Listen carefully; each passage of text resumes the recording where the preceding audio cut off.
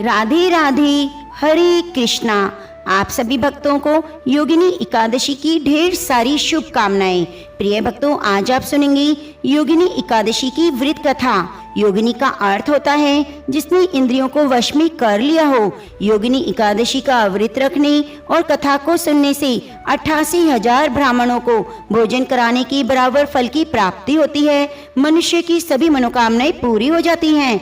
तो आइए बड़ी श्रद्धा और प्रसन्नचित मन से इस कथा को सुनते हैं। कथा को सुनते हुए आप सभी भक्तगण अपने सुख सौभाग्य की कामना करते हुए वीडियो को लाइक करके कमेंट बॉक्स में ओम नमो भगवते वासुदेवाय जरूर लिखिए। महाभारत काल की बात है। धर्मराज युधिष्ठिर ने अपने दोनों हाथ जोड़कर भगवान श्री कृष्ण के चरण कमलों में अत्यंत भक्ति भाव से प्रणाम किया। उनके हृदय में धर्म और शास्त्रों के गुण रहस्य को जानने की जो अनंत पिपाशा थी वह उनके सजल नेत्रों से स्पष्ट झलक रही थी। युधिष्ठिर ने अनंत विनीत गदगद और मधुर स्वर में कहा, हे मधुसूदन, आप चराचर जगत के स्वामी हैं। आप ही संपूर्ण सृष्टि के एकमात्र पालनहार और अपने भक्तों के सभी दुखों को हरने वाले हैं। हे माधव, ज्येष्ठ मास के शुक्ल पक्ष की निर्जला एकादशी के अद्भुत और परम कल्याणकारी महात्म्य का श्रवण करें। मेरा मन अत्यंत तृप्त हुआ, परंतु हे प्रभु, मेरी जिज्ञासा अभी पूरी नहीं हुई। आप कृपया करके मुझे आषाढ़ मास के कृष्ण पक्ष में आने वाली एकादशी के विषय में विस्तार से बताएं। कमल नयन, इस एकादशी का क्या नाम है? इसके व्रत का क्या विधान है? इस परम पवित्र व्रत को करने से प्राणी को किस प्रकार के फल की प्राप्ति होती है? हे वासुदेव, कृपया मेरे मन के सभी संशयों को नाश करें। मुझे इस व्रत की महिमा का अमृत पान कराएं। धर्मराज युधिष्ठिर के इन धर्मयुक्त और लोक मंगल की भावना से ओत प्रोत वचनों को सुनकर भगवान श्री कृष्ण के मुखमंडल पर एक अलौकिक और मनमोहक मुस्कान छा गई। उनके विशाल नेत्रों से करुणा की अमृत वर्षा होने लगी। भगवान श्री कृष्ण ने अपने मेघ के समान गंभीर परंतु अत्यंत मधुर स्वर में कहना प्रारंभ किया।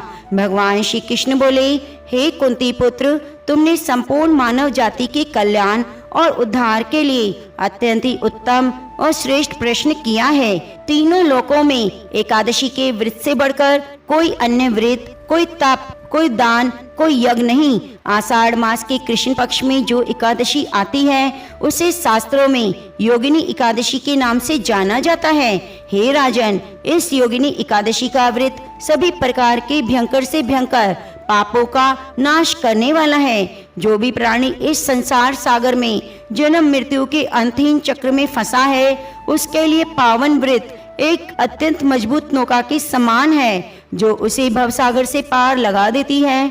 यह व्रत मनुष्य के जीवन से घोर अंधकार और दुर्भाग्य को मिटाकर उसे पुण्य के दिव्य प्रकाश की ओर ले जाता है। हे राजन, योगिनी एकादशी का प्रभाव इतना विलक्षण है कि असाध्य है और भयंकर रोगों से मुक्ति प्रदान करने वाला, दारिद्र्य का नाश करने वाला और जीवन में सभी सुख समृद्धि का संचार करने वाला है। यह व्रत साक्षात स्वरूप यानी भगवान विष्णु की विशेष कृपा और अमोघ आशीर्वाद प्रदान करने वाला है। जो भी मनुष्य पूर्ण श्रद्धा नियम शुद्ध भक्ति भाव से इस एकादशी का उपवास करता है उसके पूर्व जन्मों के बड़े से बड़े और घोर पाप भी उसी प्रकार भस्म हो जाते हैं जैसे प्रज्वलित अग्नि के संपर्क में आने से रुई का विशाल ढेर क्षण भर में जलकर राख हो जाता है। भगवान श्री कृष्ण के श्रीमुख से योगिनी एकादशी की अद्भुत और परम कल्याणकारी महिमा को सुनकर धर्मराज युधिष्ठिर का रोम रोम पुलकित हो उठा। उनका मन असीम श्रद्धा और नारायण की भक्ति से परिपूर्ण हो गया। तब भगवान श्री कृष्ण ने उस प्राचीन और परम पवित्र कथा का आरंभ किया जो स्वयं ब्रह्मा जी ने देव ऋषि नारद को सुनाई थी। श्री कृष्ण ने कहा, हे युधिष्ठिर, अब तुम एकाग्रचित होकर इस योगिनी एकादशी की उस पावन और प्रभावपूर्ण पौराणिक कथा का श्रवण करो जिसके मात्र सुनने से मनुष्य के अनगिनत पाप नष्ट हो जाते हैं। स्वर्गलोक के समीप अलकापुरी नाम की एक अत्यंत भव्य और दिव्य नगरी है। उस नगरी के राजा देवताओं के कोषाध्यक्ष कुबेर हैं। राजा कुबेर अत्यंत धर्मनिष्ठ और देवादिदेव महादेव के परम भक्त थे। वे प्रतिदिन पूर्ण नियम, पवित्रता और निष्ठा के साथ भगवान शिव की विधि विधान से पूजा किया करते। उनकी शिव भक्ति इतनी प्रगाढ़ थी कि वे अपने इस नित्य कर्म में भी कभी किसी प्रकार की कोई त्रुटि या विलंब सहन नहीं कर सकते। राजा कुबेर की इस दैनिक शिव पूजा के लिए ताजे और सुगंधित पुष्प लाने के लिए महत्वपूर्ण कार्य एक यक्ष को सौंपा गया। उस यक्ष का नाम था हेममाली। हेममाली भी कुबेर का एक अत्यंत विश्वास पात्र और आज्ञाकारी सेवक था। हेममाली का यह नित्य का नियम था कि वह प्रतिदिन सूर्य उदय से पूर्व अत्यंत भोर में उठकर मान सरोवर के निर्मल जल में स्नान करता और फिर वहां से चुन चुनकर भगवान शिव को अत्यंत प्रिय लगने वाले कमल, बिल्व पत्र, अत्यंत सुगंधित पुष्प तोड़कर लाता। वे पुष्प वह राजा कुबेर के राजमहल में ले जाकर उन्हें अर्पित करता, जिससे कुबेर भगवान शिव की विधिवत पूजा कर सके। यह क्रम वर्षों से निर्बाध रूप से चल रहा था। परंतु हे युधिष्ठिर, संसार का यह अटल नियम है कि जब मनुष्य के पुण्य का क्षय होने वाला होता है तो उसकी बुद्धि भी उसी प्रकार भ्रमित हो जाती है। हेममाली एक गृहस्थ था और उसकी एक अत्यंत ही रूपवती, यौवन से परिपूर्ण, लावण्यमय पत्नी थी, जिसका नाम था विशालाक्षी। विशालाक्षी का रूप सौंदर्य ऐसा था कि कोई भी उसे देखकर मुग्ध हो जाए, मनु साक्षात रति पृथ्वी पर उतर आई हो। हेममाली अपनी पत्नी विशालाक्षी से अगाध और अत्यधिक प्रेम करता। वह हर क्षण उसके ही विचारों में खोया रहता। एक दिन की बात है, आषाढ़ मास का समय था। हेममाली अपनी नित्य दिनचर्या के अनुसार मान सरोवर गया और वहां से उसने शिव पूजा के लिए अत्यंत सुंदर और सुगंधित पुष्प भी चुन लिए। पुष्पों को अपनी टोकरी में लेकर वह अत्यंत तीव्र गति से अलकापुरी की ओर लौट रहा था। परंतु उस दिन विधाता की कुछ और ही मंजूर था। उसके मन में अत्यंत सुंदर पत्नी विशालाक्षी के प्रति कामुक विचार और तीव्र आकर्षण उत्पन्न हो गया। जब वह मार्ग में अपने घर के पास से गुजरा तो पत्नी के असीम मोह में इस कदर अंधा हो गया, वह सुगंधित पुष्पों की टोकरी लिए हुए सीधे अपने घर में प्रवेश कर गया। घर में अपनी रूपवती पत्नी विशालाक्षी को देखकर उसका मन वासना से भर उठा। वह उसके साथ हास विलास, काम क्रीड़ा और प्रेम प्रसंग में ऐसा रम गया कि उसे समय के बीतने का होश ना रहा। उधर राजमहल में राजा कुबेर स्नान ध्यान करके पूर्ण शुद्धता और पवित्रता के साथ भगवान शिव की पूजा के लिए आसन पर बैठ चुके थे। हेममाली के पुष्प लेकर आने की अत्यंत व्याकुलता से प्रतीक्षा कर रहे थे। श्री कृष्ण जी ने आगे कहा, हे युधिष्ठिर, उधर अलकापुरी के भव्य राजमहल में यक्षराज कुबेर भगवान शिव के समक्ष ध्यान मग्न बैठे थे। पूजा का शुभ मुहूर्त बीत रहा था, परंतु हेममाली अब तक पुष्प लेकर नहीं आया। कुबेर का मन शुद्ध होने लगा। समय जैसे जैसे बीत रहा था, उनकी व्याकुलता और क्रोध में निरंतर वृद्धि हो रही थी। एक प्रहर बीत गया, फिर दोपहर हो गई, परंतु हेममाली का कोई अता पता नहीं था। भगवान शिव की पूजा में इस अभूतपूर्व विलंब से कुबेर अत्यंत गुपित हो उठे। उनका शरीर क्रोध से कांपने लगा और नेत्र लाल हो गए।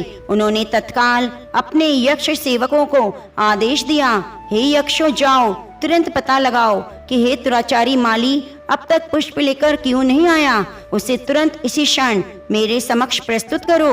यक्षराज कुबेर की आज्ञा पाते ही अत्यंत तीव्र गति से सेवक हेममाली के घर की ओर दौड़ पड़े। जब वे हेममाली के घर पहुंचे तो उन्होंने जो दृश्य देखा वे अवाक रह गए।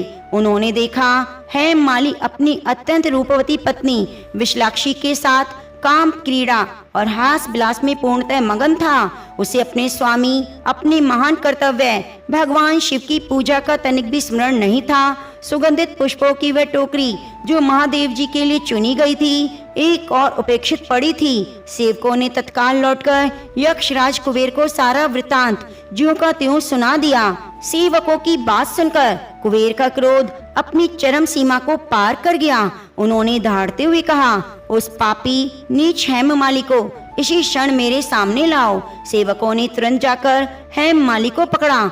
हेममाली का कामुक नशा अब पूरी तरह उतर चुका था। उसे अपनी भयंकर भूल का एहसास हो गया। भय और पश्चाताप से कांपता हुआ, आंखें मलते हुए वह यक्षराज कुबेर के विशाल दरबार में आया। उसका मस्तक भयंकर लज्जा से झुका हुआ था। हेममाली ने दूर से ही कांपते हुए हाथ जोड़कर राजा कुबेर को प्रणाम किया।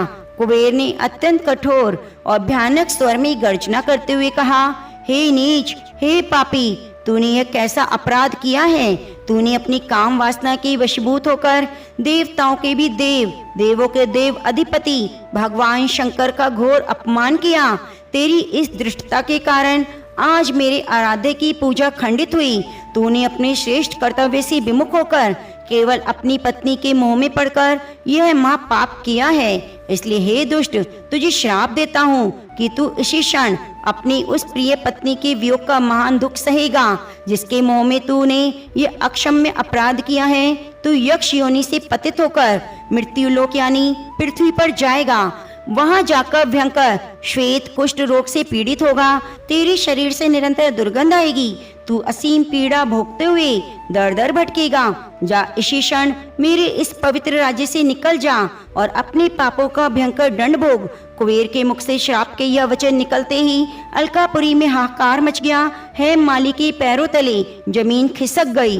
वह चीख चीख कर रोने लगा, अत्यंत दीन भाव से क्षमा याचना करने लगा, परंतु कुबेर का क्रोध तनिक भी शांत नहीं हुआ। श्राप के प्रबल प्रभाव से उसी क्षण हेममाली का वह अति सुंदर और निरोगी यक्ष शरीर भयंकर कुष्ठ रोग से ग्रसित हो गया। उसके संपूर्ण शरीर पर बड़े बड़े सफेद दाग उभर आए, अंगों से रक्त पीप बहने लगी। एक ही पल में वह स्वर्ग के समान अलकापुरी से नीचे मृत्युलोक में आ गिरा। जिस पत्नी के रूप पर वह इतना मुग्ध था, उससे वह हमेशा के लिए बिछड़ गया।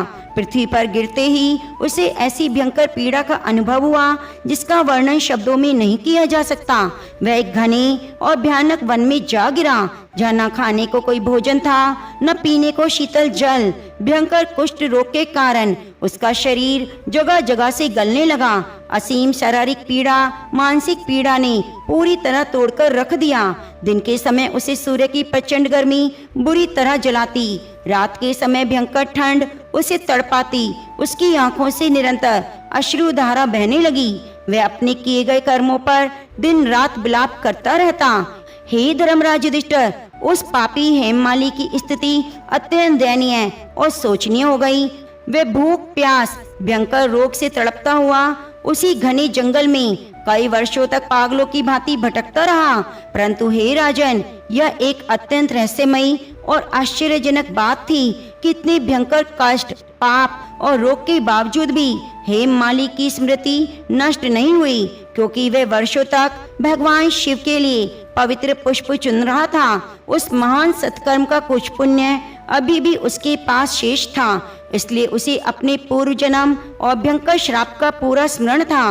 वह अच्छी तरह जानता था कि अलकापुरी का यक्ष है और राजा कुबेर के दिए गए श्राप के कारण यह वह नारकीय जीवन भोगने को विवश है। अपने पाप का गहरा बोध होने के कारण उसके हृदय में पश्चाताप की अग्नि जल रही थी। वह मन ही मन भगवान शिव और राजा कुबेर से निरंतर क्षमा मांगता रहा, परंतु उसके कष्टों का कोई अंत दिखाई नहीं दे रहा था। उसके भीतर से उठने वाली भयंकर दुर्गंध के कारण वन का कोई भी प्राणी उसके सामने नहीं जाता। हे कुंती पुत्र, पाप का फल कितना भयंकर और दारुण होता है, यह हेममाली का हृदय विदारक दशा देखकर स्पष्ट हो रहा था। वह घने जंगलों, कटीली झाड़ियों, दुर्गम पथरीले रास्तों पर भटकता हुआ अपने दुर्भाग्य को कोसता हुआ बस किसी प्रकार अपने प्राणों के अंत की प्रतीक्षा कर रहा था। लेकिन विधाता का विधान कुछ और ही था। एक दिन भटकते भटकते तब से वह महान पुण्य क्षेत्र और देवताओं की क्रीड़ा स्थली हिमालय पर्वत की तलहटी में जा पहुंचा। हिमालय की उस परम पवित्र भूमि पर जहां बड़े बड़े सिद्ध ऋषि मुनि निरंतर तपस्या करते हैं, वहां का वातावरण अत्यंत दिव्य, शांत और मोक्ष प्रदान करने वाला था। वहां के दर्शन मात्र से ही हेममाली के संताप से भरे हुए हृदय में एक विचित्र सी शीतलता और शांति का अनुभव होने लगा। ऐसा प्रतीत हो रहा था मानो उसके पुराने पुण्यों का उदय होने का समय आ गया। अब चलते चलते वह अचानक अत्यंत सुंदर, पवित्र और अलौकिक आश्रम के पास पहुंचा। यह आश्रम किसी साधारण मुनि का नहीं था, बल्कि महान तपस्वी ब्रह्म मार्कंडेय जी का था। ऋषि मार्कंडेय, जो साक्षात द्वितीय ब्रह्मा के समान प्रतीत होते हैं, जिनकी आयु कल्पों के समान लंबी थी, जिनका साक्षात सूर्य के समान तेज था। श्राप से पीड़ित, कुष्ठ रोग से गलते शरीर और भूख से व्याकुल हेममाली ने दूर से ही दिव्य आश्रम और वहां बैठे परम तेजस्वी मार्कंडेय ऋषि को देखा। उस पवित्र वातावरण, होम की सुगंध और ऋषि के दिव्य तेज ने हेममाली के मलिन और निराश हृदय में आशा की एक बहुत बड़ी किरण उत्पन्न कर दी। वह कांपते हुए कदमों से अपने गलते हुए शरीर को बड़ी कठिनाई से घसीटता हुआ उस महान ऋषि के आश्रम की ओर बढ़ने लगा। महान तपस्वी और चिरंजीवी ऋषि मार्कंडेय का वह आश्रम साक्षात वैकुंठ के समान प्रतीत होता। आश्रम के वृक्षों पर खिले हुए पुष्पों की सुगंध और निरंतर हो रहे वेद मंत्रों की स्वर पाठ से संपूर्ण वातावरण अत्यंत दिव्य हो गया। कुष्ठ रोग से पीड़ित, मलिन, अत्यंत दयनीय अवस्था में जब हेममाली उस पवित्र आश्रम की सीमा में प्रविष्ट हुआ तो उसके हृदय में एक अपूर्व शांति का संचार हुआ। वह अपने गलते हुए अंगों, असीम शारीरिक पीड़ा को सहता हुआ कांपते कदमों से आगे बढ़ा और कुछ दूरी पर रुक गया। वह स्वयं को उस परम पवित्र स्थान और महान ऋषि के समीप जाने के योग्य नहीं समझ रहा था। दूर से ही अत्यंत दीन और मलिन भाव से रोते हुए उसने ऋषि मार्कंडेय को साष्टांग दंडवत प्रणाम किया। ऋषि मार्कंडेय, जो तीनों कालों का ज्ञान रखने वाले त्रिकालदर्शी थे, जिनके नेत्रों में असीम करुणा का सागर लहराता था, उन्होंने उस कौड़ी को अपने आश्रम में देखा। ऋषि स्वभाव से ही अत्यंत दयालु और परोपकारी होते हैं। उस दुखी, रोगग्रस्त प्राणी को देखकर मार्कंडेय जी का हृदय द्रवित हो उठा। उन्होंने अत्यंत मधुर, शांत, करुणा से भरे स्वर में उससे पूछा, हे प्राणी, तुम कौन हो? तुम्हारी यह अत्यंत भयंकर हृदय विदारक दशा कैसे हुई? तुम्हारे शरीर का यह भयंकर कुष्ठ रोग, तुम्हारी असहनीय पीड़ा इस बात का प्रमाण है कि तुमने अवश्य ही कोई गंभीर, निंदनीय पाप किया है। हे दुखी आत्मा, निर्भय होकर मेरे समीप आओ, मुझे सब सच बताओ। सत्य बोलने से ही पापों का भार कुछ हल्का होता है। महान ऋषि के इन अमृतमय और सांत्वना से भरे वचनों को सुनकर हेममाली फूट फूट कर रोने लगा। उसके नेत्रों से अविरल धारा बहने लगी, जो रुकने का नाम नहीं ले रही थी। अपने आंसुओं को पोंछते हुए अत्यंत लज्जा से सिर झुकाकर हेममाली ने गदगद कंठ से कहना आरंभ किया। उसने कहा, हे मुनि श्रेष्ठ, मैं कोई साधारण मनुष्य नहीं, मैं स्वर्ग लोक के निकट स्थित अलकापुरी के राजा यक्षराज कुबेर का सेवक हूँ। मेरा नाम हेममाली है। हे महर्षि, मेरा नित्य का नियम था, मैं प्रतिदिन भोर में मानसरोवर से ताजे, सुंदर और सुगंधित पुष्प चुनकर अपने स्वामी यक्षराज कुबेर को अर्पित करता, जिससे वे देवादिदेव महादेव का विधिवत पूजन कर सकें। परंतु हे तपोनिधि, एक दिन दुर्भाग्यवश मैं अत्यंत रूपवती पत्नी विशालाक्षी के असीम मोह और काम वासना में ऐसा अंधा हो गया कि मुझे अपने महान कर्तव्य और भगवान शिव की परम पवित्र पूजा के समय का तनिक भी स्मरण नहीं रहा। मैं पुष्पों की टोकरी लिए हुए अपने घर चला गया और पत्नी के साथ काम क्रीड़ा में मग्न हो गया। हे त्रिकालदर्शी मुनि, मेरी इस घोर दुष्टता और कामुकता के कारण उस दिन मेरे स्वामी कुबेर की शिव पूजा खंडित हो गई। जब उन्हें मेरे इस अपराध का ज्ञान हुआ तो वे अत्यंत कुपित हो उठे। क्रोध में जलते हुए उन्होंने मुझे श्राप दिया कि मैं अपनी पत्नी के वियोग का महान दुख सहूंगा और मृत्यु लोक में जाकर भयंकर कुष्ठ रोग से पीड़ित होकर दर दर भटकूंगा। हेममाली ने अपने दोनों हाथ जोड़कर अत्यंत स्वर में पीड़ा से भरे हुए कहा, हे ऋषिवर, उसी भयंकर श्राप के कारण मैं स्वर्ग से इस मृत्यु लोक में आ गिरा हूँ। मेरी पत्नी मुझसे हमेशा के लिए बिछड़ गई है। मेरा यह सुंदर शरीर कुष्ठ रोग से गल रहा है। भूख, प्यास, असीम पीड़ा सहते हुए मैं दर दर भटक रहा हूँ। परंतु हे मुनि, न जाने मेरे किस पूर्व जन्म के पुण्य प्रभाव से भगवान शिव के लिए पुष्प चुनने के उस अल्प सत्कर्म के कारण मेरी स्मृति अभी तक नष्ट नहीं हुई। मुझे अपने किए गए उस जघन्य पाप का पूर्ण स्मरण है। मेरे हृदय में पश्चाताप की अग्नि दिन रात जल रही है। हे कृपा निधान, मेरे दारुण दुख को अब और नहीं सह सकता।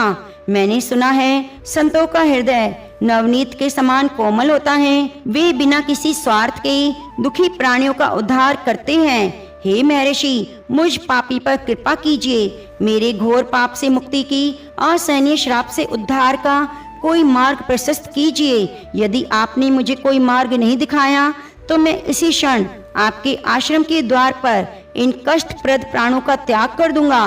भगवान श्री कृष्ण ने धर्मराज युधिष्ठिर से आगे कहा, हे राजन, हेममाली के मुख से निकले इन पूर्ण सत्य और पश्चाताप से भरे वचनों को सुनकर ऋषि मार्कंडेय अत्यंत ही प्रसन्न हुए। उन्होंने देखा इस प्राणी ने अपने पाप को तनिक भी नहीं छिपाया और इसके सच्चे हृदय में सच्चा पश्चाताप है। ऋषि मार्कंडेय ने अत्यंत स्नेह से कहा, हेममाली, तुमने मेरे सामने बिना किसी छल कपट के अत्यंत निर्भयता और सरलता के साथ घोर अपराध को स्वीकार किया है। सत्य बोलने से तुमने मेरे हृदय को जीत लिया है।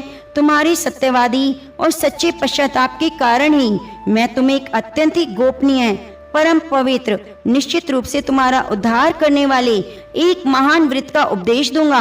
हे यक्ष, तुम ध्यान पूर्वक सुनो। आषाढ़ मास के कृष्ण पक्ष में जो एकादशी आती है, संसार उसे योगिनी एकादशी कहता है। इस एकादशी की कोई साधारण रीति नहीं है, अपितु यह साक्षात हरि विष्णु की परम कृपा का स्वरूप है। यह व्रत तीनों लोकों में समस्त पापों को भस्म करने वाला है। तुमने अपने स्वामी और भगवान शिव के प्रति जो अपराध किया है वह निसंदेह बहुत बड़ा है, परंतु योगिनी एकादशी के व्रत के पुण्य के सामने वह पाप कुछ भी नहीं।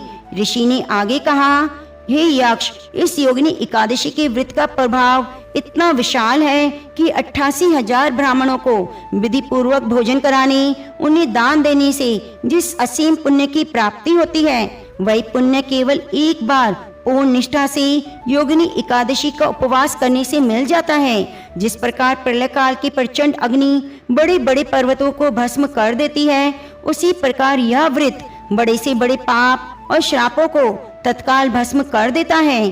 तुम आने वाले आषाढ़ कृष्ण पक्ष की इस योगिनी एकादशी की पूर्ण विधि विधान से पूजा करो, व्रत करो। दशमी की रात्रि से ही सात्विक नियमों का पालन करो। एकादशी के दिन पूर्ण रूप से निराहार रहकर अपने मन, वचन, कर्म पर नियंत्रण रखते हुए केवल नारायण नारायण के पवित्र नामों का स्मरण करो। रात्रि में जागरण करके भगवान विष्णु के अवतारों की कथा को सुनो। हे यक्ष, यह मेरा अटल विश्वास और शास्त्र सम्मत वचन है। यदि तुम पूर्ण श्रद्धा और विश्वास के साथ इस परम कल्याणकारी योगिनी एकादशी का व्रत करोगे तो तुम्हारा यह भयंकर कुष्ठ रोग नष्ट हो जाएगा। तुम्हारा यक्ष रूपी दिव्य शरीर तुम्हें प्राप्त होगा। राजा कुबेर का वह भयंकर श्राप भी निष्फल हो जाएगा। इस पावन व्रत के प्रभाव से तुम पुनः अपनी प्रिय पत्नी विशालाक्षी के साथ स्वर्ग लोक में सुखपूर्वक निवास करोगे। ऋषि मार्कंडेय के मुख से योगिनी एकादशी की अद्भुत चमत्कारी माध्यम को सुनकर हेममाली के निष्पान शरीर में प्राणों का नया संचार हो गया।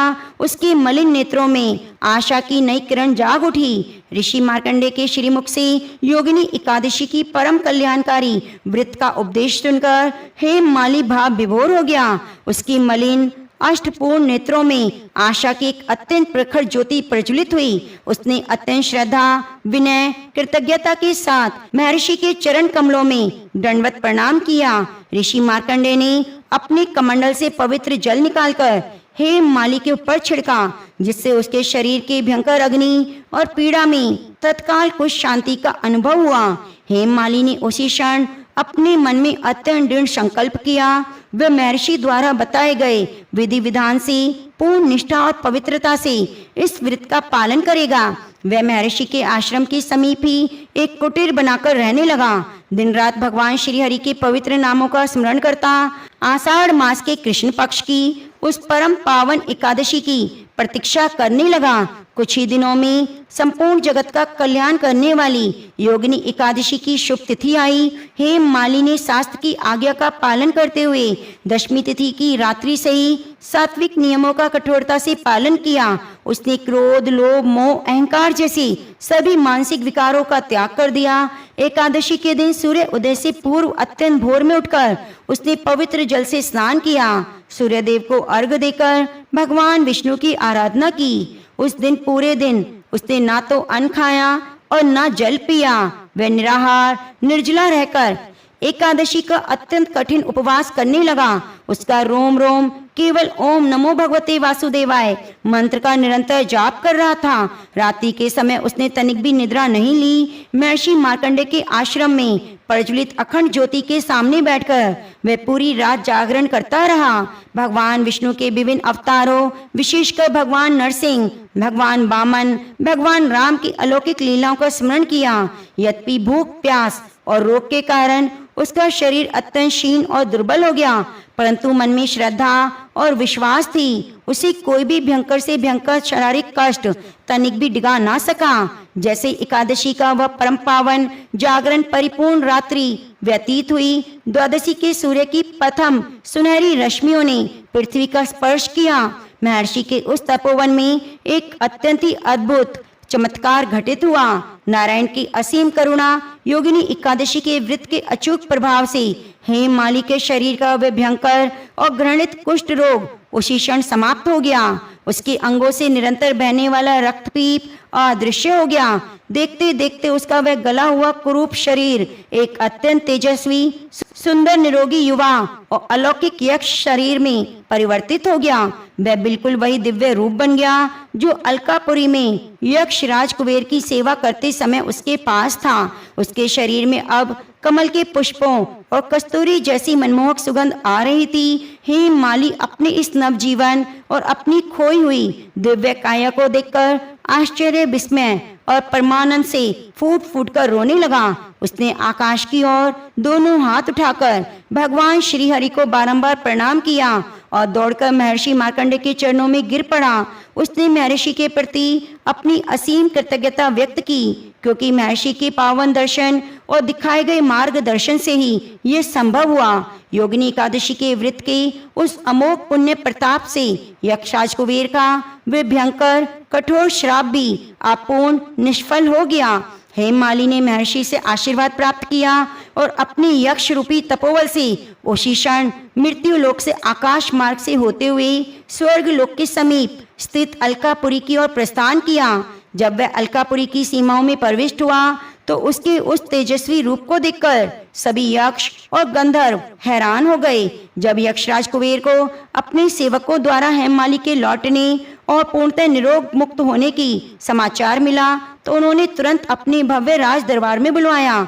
हेममाली ने दरबार में उपस्थित होकर यक्षराज कुबेर को साष्टांग प्रणाम किया। उन्हें मृत्यु लोक में उस घने वन महर्षि मार्कंडेय से भेंट, योगिनी एकादशी के व्रत का संपूर्ण वृतांत बताया।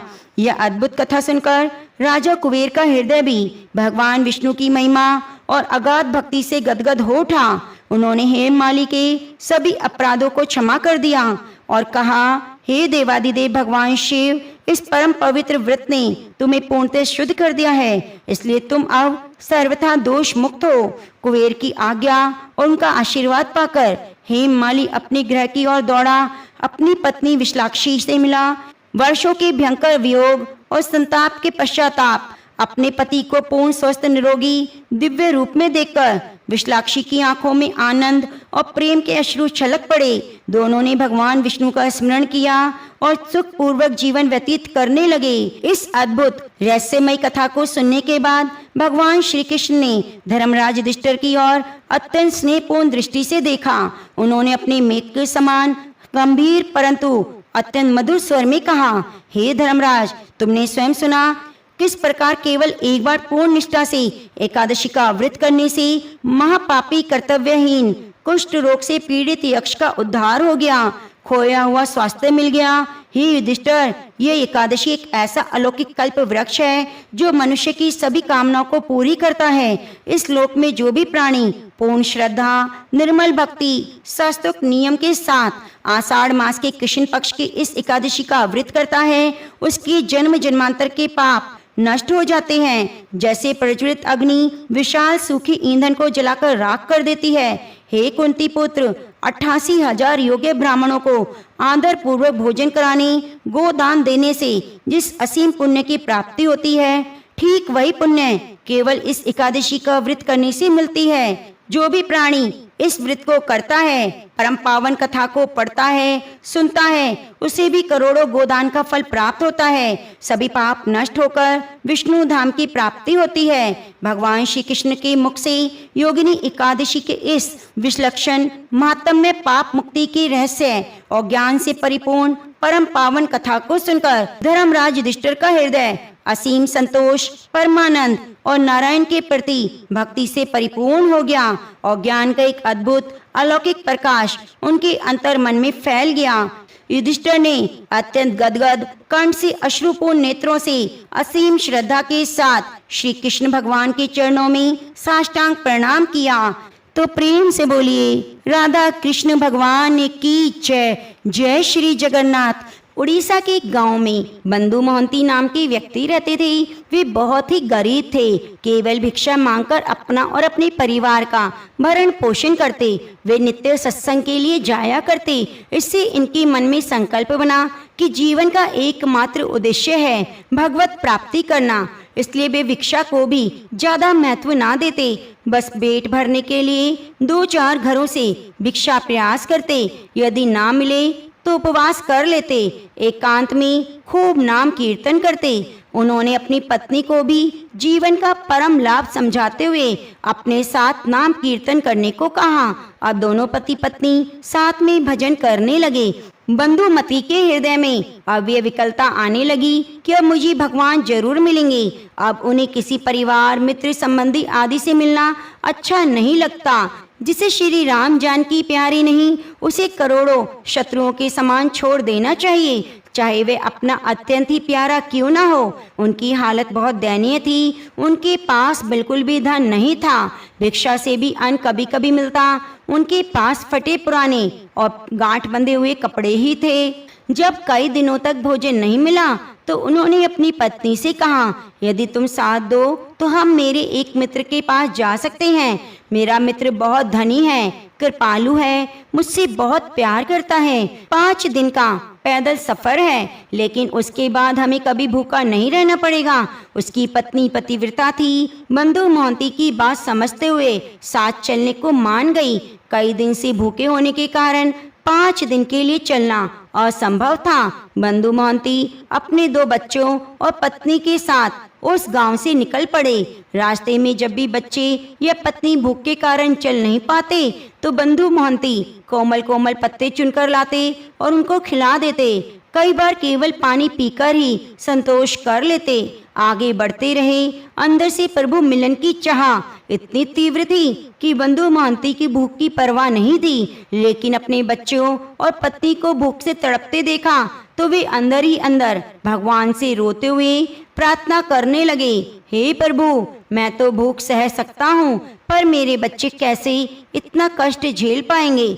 ऐसा ना हो हम आप तक पहुँच ही ना पाएं, इसलिए मुझे इतना सामर्थ्य दीजिए कि मैं शीघ्र आप तक पहुँच जाऊं। बंधु मोहंती का परिवार लड़खड़ाते हुए किसी तरह 5 दिन में जगन्नाथपुरी पहुँच गया। श्री जगन्नाथ मंदिर के दूर से दर्शन करते हुए बंधु मोहंती साष्टांग लेटकर भूमि पर लौटने लगे और अपनी पत्नी से कहने लगे, मेरे कृपालु प्रभु के दर्शन हो गए। यह मेरे यार हैं, मेरे मित्र हैं। मैं कह रहा था ना मेरे मित्र के बारे में, ये वही हैं, मेरे प्रियतम, मेरे दीन बंधु स्वामी। इनके सामर्थ्य से हम यहाँ तक पहुँच पाए। अब चाहे प्राण भी छूट जाएं, कोई परवाह नहीं। उनकी पत्नी के हृदय में उतना अनुराग तो नहीं था, पर उन्हें इस बात का सुख था कि अब यहाँ पर पेट भर भोजन मिलेगा, भक्तों का संग मिलेगा। आनंद में चलते हुए बंधु और उनका परिवार सिंह द्वार के सामने पहुंचा। पत्नी और बच्चे भूख से व्याकुल थे, पर वे फटे कपड़ों की हालत में एक कोने में खड़े रहे। कोई उन्हें पूछ नहीं रहा था। सिंह द्वार पर बहुत भीड़ थी। कुछ देर बाद मंदिर के कपाट बंद हो गए। बंधु ने पत्नी से कहा, मेरे मित्र से बहुत लोग मिलने आए हैं ना, इसलिए धैर्य रखो। अभी हम पीछे की तरफ चलते हैं। वह सब मंदिर के दक्षिण की ओर, जहाँ जगन्नाथ जी के प्रसाद का धोवन निकलता है, बैठ गए। बंधु ने सबसे कहा, इस पानी में प्रभु के पात्र धोए जाते हैं, हम अभी इसे ही पीते हैं और कीर्तन करते हैं। हम लोग बहुत भाग्यशाली हैं कि हमें प्रभु की प्रसादी जल पीने को मिल रहा है। कल सुबह जब मंदिर खुलेगा तो मेरे मित्र हमें कुछ न कुछ प्रसाद जरूर देंगे। यह कहकर पूरे परिवार ने एक एक कर वो प्रसादी जल ही पीकर अपना पेट भर लिया। पत्नी सोच रही थी, इनके मित्र का तो पता नहीं, पर मैं धन्य हूँ जो ऐसा अनुरागी धैर्यवान पति मुझे मिला। वो बंधु से कहती है, आप जैसे राजी हैं हम भी वैसे ही आपके साथ रहेंगे, हमें कोई कष्ट नहीं। बंधु पूरा समय वही जल निकाल निकाल कर सबको पिलाते रहे। बोले, तुम लोग सो जाओ, सुबह मंदिर के पट खुलेंगे तब हमें प्रसाद मिलेगा। बंधु प्रभु की प्रसन्नता के लिए वहीं बैठकर नाम कीर्तन करने लगे और मन ही मन भगवान को धन्यवाद करने लगे। भाव में प्रभु से कहने लगे, हे नाथ, आपने मुझे धाम बुला लिया, मेरे मन में कोई कामना नहीं, पर आप बस कुछ ऐसी कृपा करें कि मेरी पत्नी को विश्वास हो जाए कि आप मेरे मित्र हैं। मुझे जितना चाहे कष्ट दो, पर मेरी पत्नी मेरे कहने पर इतना कष्ट सहते हुए यहाँ तक आई और मेरी ही आज्ञा से भजन कर रही है, कहीं इसका विश्वास ना टूट जाए। जगन्नाथ जी मंदिर की भंडार गृह होता है जहाँ कई कई दिनों तक प्रसाद रहता है। उस भंडार गृह पर रात में ताला लगा दिया जाता है। भगवान वहाँ से एक थाल में सुंदर भोजन सजाकर मंदिर के बाहर लाए। फिर वो एक ब्राह्मण के वेश में खड़े होकर आवाज लगाते हैं, बंधु मोहंती नाम का कोई भक्त आया है क्या? देखो, भगवान ने तुम्हारे लिए प्रसाद भेजा है। रात्रि में बंधु और उसका परिवार वहीं सो रहे थे। अपना नाम सुनकर बंधु उठा, अपनी पत्नी से कहने लगा, कोई हमें पुकार रहा है। बंधु उठे और घबराते हुए उनके पास गए। वहां जाकर देखा तो ब्राह्मण हाथ में एक विशाल रतन जटित थाल में बहुत सारा प्रसाद लिए खड़ा था। ब्राह्मण ने मुस्कुराते हुए कहा, प्रभु ने अंदर से तुम्हारे लिए भोग की थाल भेजी है, इसे ले लो। प्रसाद खाकर थाल अपने पास ही रख लेना, मैं कल सुबह उसे वापस ले लूंगा। बंधु का हृदय तड़पने लगा और कांपते हाथों से उन्होंने थाल अपने हाथ में ले लिया। वो अपनी पत्नी से कहने लगी, देखा, मैं कह रहा था ना, मेरे मित्र मुझे बहुत प्यार करते हैं। सब भीड़ चली गई होगी, अब उनको फुर्सत मिलते ही मेरे लिए प्रसाद भेजा है। यह कहते कहते एकदम आनंदित होने लगे। आज कई दिनों के बाद पूरे परिवार ने भर पेट भोजन किया। प्रसाद खाकर बंधु ने विचार किया कि इस थाल को अभी कहीं पहुंचा नहीं सकता। बंधु ने विचार किया कि इस थाल को अभी कहीं पहुंचा नहीं सकता। उन्होंने फटे कपड़ों में ही उसे लपेटकर अपने सिरहाने रख लिया। अगले दिन सुबह जब भंडार गृह खोला गया तो सबने देखा सब सामग्री अस्त व्यस्त थी। भोग का थाल गायब था, प्रसाद बिखरा हुआ था। इतना बहुमूल्य थाल गायब होने पर सब हैरान थे। कुछ लोग थाल ढूंढने बाहर निकले। बाहर नाले के समीप उन्होंने देखा कि रत्नों वाला थाल एक कपड़े में बंधा हुआ चमक रहा था। हल्ला मचने लगा। सब सेवक बंधु मोहंती को मारने पीटने लगे। सब कहने लगे, यही चोर है। बंधु की पत्नी रोने लगी, बोली, कैसे मित्र हैं तुम्हारे? रात में प्रसाद खिलाते हैं, सुबह पिटवाते हैं। तुम तो कहते थे वे बड़े कृपालु हैं। उधर बंधु को जैसे ही थप्पड़ पड़ता, जय जगन्नाथ कहते हुए जप करता। प्रभु अपने भक्त की स्थिति और धैर्य की ऐसे ही परीक्षा लेते हैं। कभी ऐसा संयोग बने तो हमें भी सह लेना चाहिए और इसे भगवान की इच्छा मानकर आनंदित होना चाहिए। बंधु मोहंती आनंद में मग्न होते हुए नाम जप करते रहे। कोतवाल ने उनसे पूछा, तुम्हें थाल कैसे मिली? बंधु ने बताया, मुझे तो पता नहीं थाल कहाँ होती है, प्रसाद कहाँ होता है। रात में एक ब्राह्मण ने मुझे पुकार कर इस थाल में प्रसाद दिया। पुजारी ब्राह्मणों की पहचान कराए जाने पर बंधु ने बताया, इनमें कोई नहीं है। कोई मानने को तैयार नहीं था। सब कह रहे थे यह झूठ बोल रहा है। अधिकारी कहने लगे, यदि अंदर घुसा होता तो बाहर का ताला भी टूटा होता। ये थाल और प्रसाद लेने अंदर कैसे जा सकता था? उधर भीड़ बंधु को नीची दृष्टि से देखने लगी। सब कहने लगे, देखो यह गरीब कैसे जगन्नाथ जी के मंदिर में चोरी करने से भी नहीं रुका। बंधु मोहंती हंसने लगे। प्रभु की लीला देखकर प्रसन्न हो रहे थे। वे अपनी पत्नी की दशा देखकर प्रार्थना करने लगे, हे प्रभु, मुझे तो आपकी हर चाल का पता है, लेकिन आपकी कृपा पर मेरी पत्नी को अविश्वास मत होने दीजिएगा। पुरी के राजा प्रताप रुद्र ग्रहण निद्रा में थे। प्रभु उनके सपने में आए, कहने लगे, तुम यहाँ चैन से सो रहे हो, बाहर मेरे भक्त को चोर कहकर दुख दिया जा रहा है। तेरे कर्मचारी मेरे भक्त की पूजा ना कर उसे गालियां दे रहे हैं, उसके साथ मारपीट कर रहे हैं। मैंने रात में स्वयं उसे अपने भोग के थाल में प्रसाद दिया था। वो मेरा प्रेमी परम भक्त है। जल्दी जाओ, उसे क्षमा मांगो। तुम्हारे राज्य में यदि ऐसे भक्त का अपमान हुआ तो मैं दंड दूंगा। प्रभु की भी विचित्र लीला है। एक तरफ भक्त को पिटवा रहे हैं, दूसरी ओर राजा से उनकी पूजा करने को कह रहे हैं। प्रताप रुद्र जी आज्ञा करते ही प्रभु कहने लगे, मेरा आदेश है, आज से मेरे मंदिर के संपूर्ण हिसाब किताब का अधिकारी वही व्यक्ति होगा। उसके दस्तखत से ही पूरे मंदिर की व्यवस्था चलेगी। यह कहकर भगवान अंतर ध्यान हो गए। राजा तत्काल मंदिर की ओर भागे। वह पहुंचते ही उन्होंने बंधु मोहंती को साष्टांग प्रणाम किया। हृदय से लगाकर क्षमा मांगने लगे। सबके सामने उन्होंने घोषणा कर दी कि जगन्नाथ जी का सीधा आदेश है, आज से मंदिर का पूर्ण अधिकारी यही होगा। इसी से दस्तखत से मंदिर की व्यवस्था चलेगी। बंधु वहीं अपने फटे पुराने कपड़ों में हाथ जोड़कर भगवान को धन्यवाद देने लगे।